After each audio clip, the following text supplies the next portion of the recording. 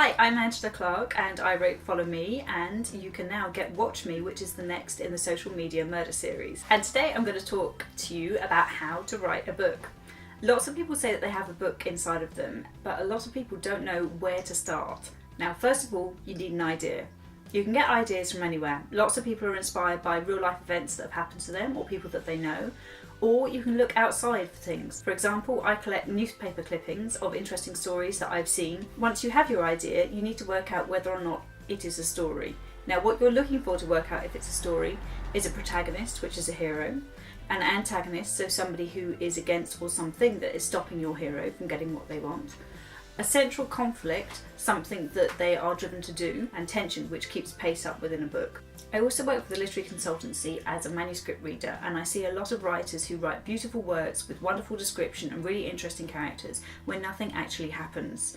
You need to have something happen in your book. Your character must be changed by the events that have happened to them from the beginning and the end. So you need to make sure that there is a story in that idea.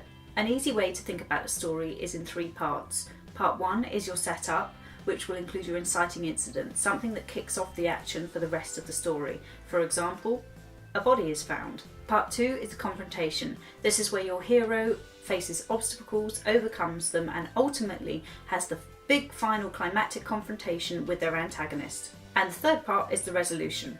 You want this to come fairly swiftly after your big ultimate climax, maybe 1 or 2 chapters at most, and you want to wrap up and get out of there. But how do you actually write yourself? How do you actually start? Don't be frightened of a blank page. Ernest Hemingway said that all first drafts are shit, and they are. You just have to get through that stage, put what you want down on the page, and then you can fix it. Writers tend to be one of 2 types. They tend to be planners, where they plot out what's going to happen in their story in advance before they start writing, or they tend to be called what a pantsiers, which is where you write by the seat of your pants and see where it takes you.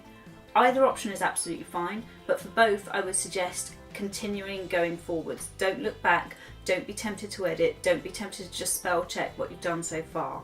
It's psychologically difficult to write a book, and one of the biggest things is to overcome your word count and get down that first draft. Just keep going forwards. You can fix it afterwards.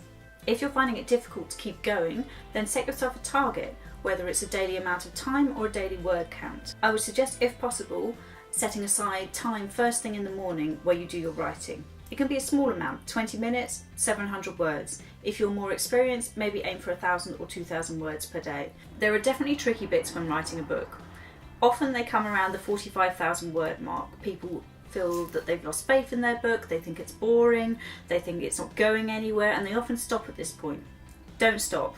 Keep pushing through. That 45,000 words and that feeling is just one of doubt. You have grown too used to your book. You're too close to see how good it is. Keep pushing through. There are lots of really supportive groups out there online, and you should look around and find your own tribe. Join a creative writing class or hang out online with other writers. It's one of the best things about being a writer. All the other writers you can be friends with. Once you've got your first draft down, that's the moment to start the real work, when you start editing back through it. I've written books in the past where I think I'm writing about one thing in one particular genre, and once I've read my first draft back through, I realise it's a completely different genre. So now's a really good time to reassess exactly what you are working and focus in on your key narrative arc. I would suggest taking the time to go online on Amazon and look at the best-selling chart of the genre that you believe you're writing in. Have a read of some of the books, contemporary ones, that are in that chart, in that top 10. Make sure that your book tonally fits in that bestseller chart, because that's ultimately where you want to get it. And finally, don't forget to feed your creativity. You can be inspired by many things: TV, film, museums, art galleries, the world around you, absolutely anything you want, and it's really important to nourish that creativity and put back into your work. I know it's difficult to find time, but ultimately your writing will be better from all the other things that you've taken part in and put into your work, all the little things that make up you. I'm Angela Clarke, and you've been listening to my tips on how to write a book. Do check back throughout the blog tour of Watch Me, where I'll be posting more videos with more tips and tricks in regards to writing and getting published. Take care, bye.